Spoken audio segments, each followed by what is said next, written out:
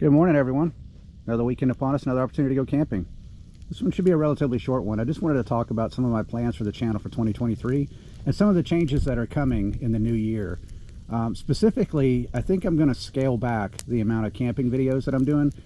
Although you guys like those videos, I think what I have found is you guys actually enjoy the gear reviews and the tips and tricks more so.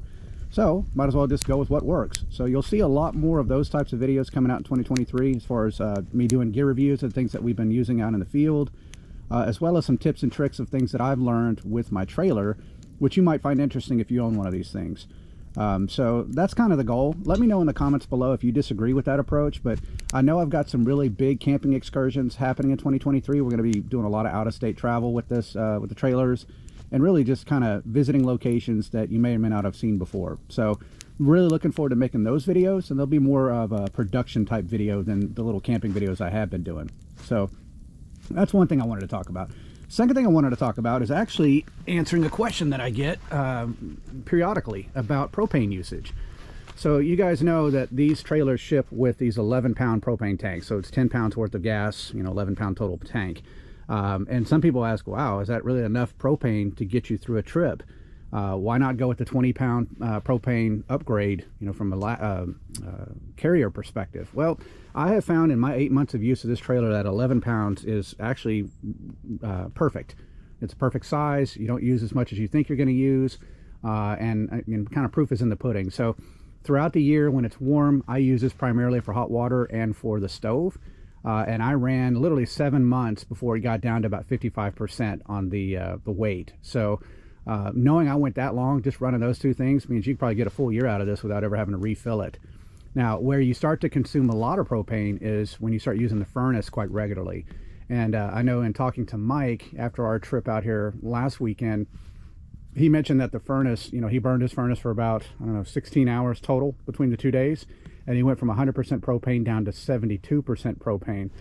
Now, he also runs his cabin a little warmer than I do. So he runs his cabin about 72 degrees. I run mine anywhere from 63 to 64. I enjoy a little bit of cold when I'm sleeping. I don't want it to be too stifling hot. So maybe that's why I'm using a little less. But that being said, I did fill this thing up at the same time he filled his up.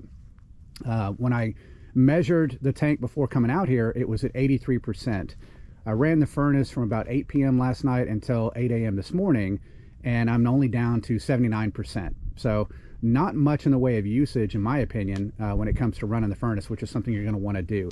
The other thing is I measure it by using one of these things, and I've got another video on this coming out here pretty soon, but that's a good way in the field to try to figure out how much propane are you using from 100% down, to give you an idea how many days you can spend running the furnace the way you want to run it for the time you want to run it.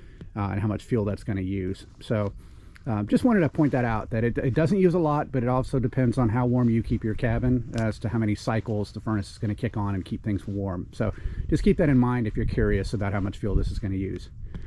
All right, well, like I said, this is going to be a short video. I appreciate everybody's support this year. It's been a great growing experience. I'm kind of dialing in what you guys want to see. Please let me know in the comments if there's things beyond that you want to see. I did put a poll, but I also know a lot of people don't look at the polls because they probably watch YouTube on their TV like I do. But the question really I have is, would you like to see some live footage from the field, meaning doing some live streams when we're doing these types of events? So you'll still get the production videos, you'll still get the tips and tricks and the gear reviews. But I'm curious if you're interested in, hey, when we're out doing our thing, would you like to be, participate in a live stream with us?